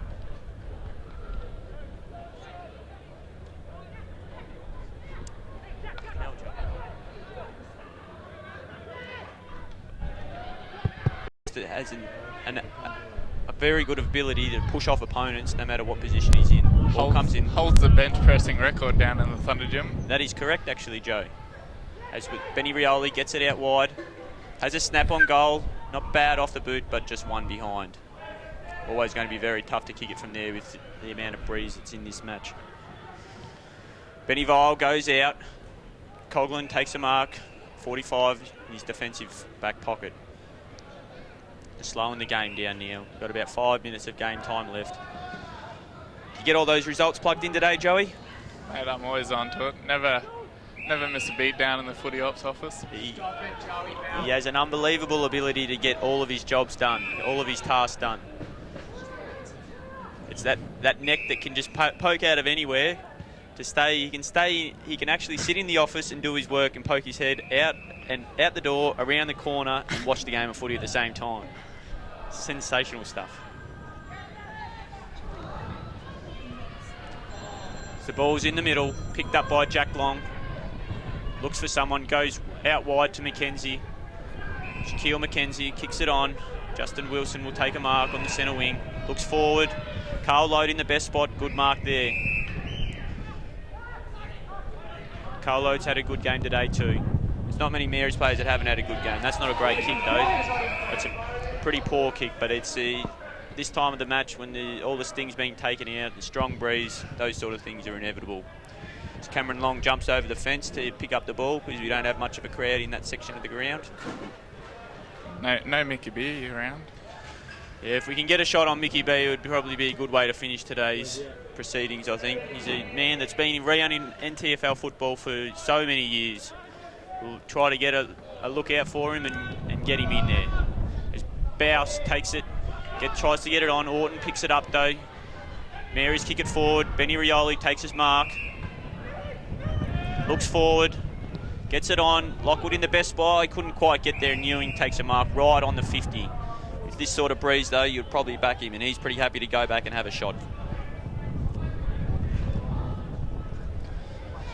So what else has been happening in the footy ops office in the last few days, Joe? Anything exciting to talk about? Nothing much, just a lot of solid work going around. Hard in every day of the week leading up to the Christmas break. It'll be a well-deserved holiday. Yes, and it will be a holiday come this Thursday morning after the AFLNT Christmas party on Wednesday, which you'll be no doubt having a few well-earned drinks. Joey Bell? Mate, whenever there's a tap on the bar, I'll be there. Like your work, Joey. Ball will come back. Ash Duncan to take it. Has a look up. Goes long to a 2-on-1. Orton in the best spot. Drops what he should have taken. Got a quick handball to Wilson. Gets it out wide. Short kick up forward. Orton ran on. Goofy missed what he should have taken, and it bounces out of bounds, and we'll have a throw in.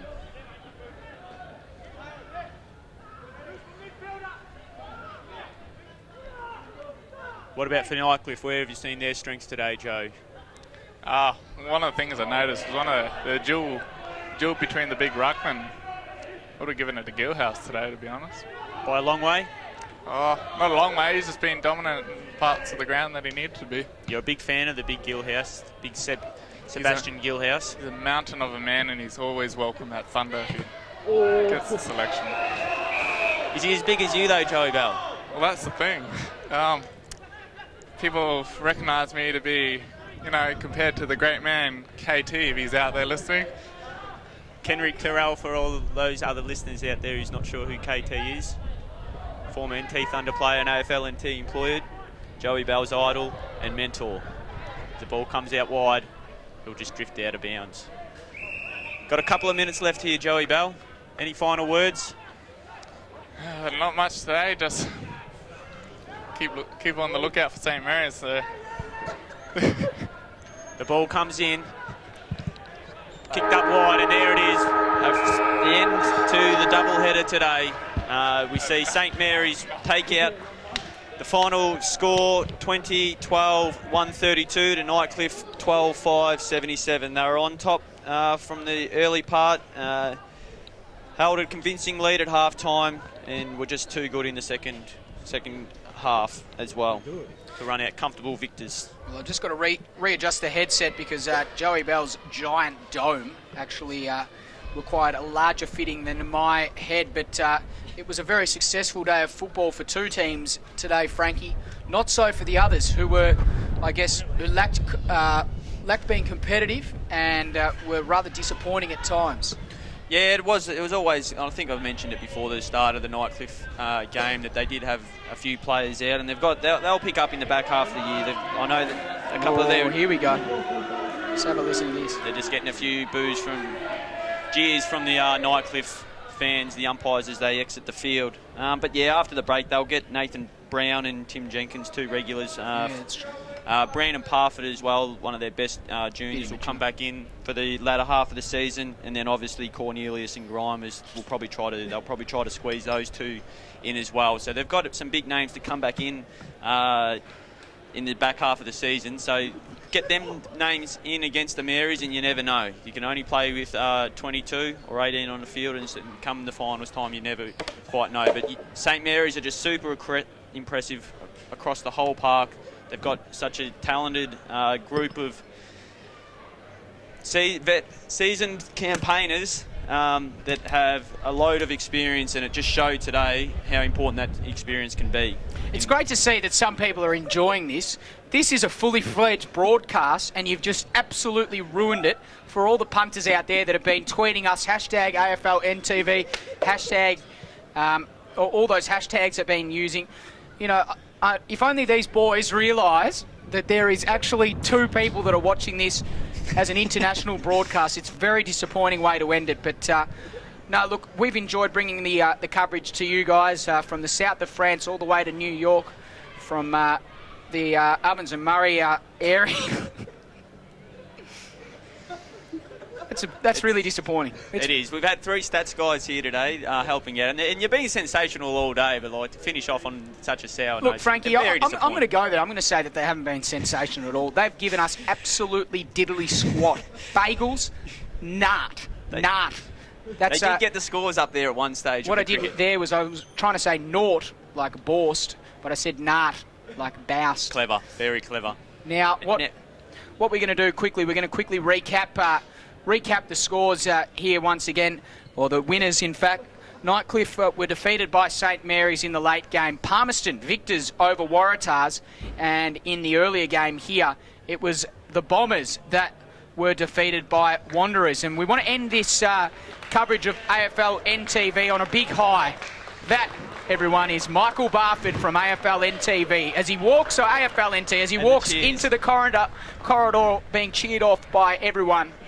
From Frankie Valley and the Four Seasons, Dave Kennedy and all this people, this sloth, what's the plural of sloth? Sloths. Sloths over there, the people that have been of absolutely no use to us whatsoever. We thank you for joining us from Reykjavik to Rotorua, wherever you are around the world, listening to and watching #AFLNtv. We really hope you've enjoyed the coverage today. I might have some dinner very soon. Have a Merry Christmas, and we'll see you after the break. We will see you very soon. We hope you've enjoyed the coverage once again from Dave Kennedy and Frankie Caldo. Thank you. Good night.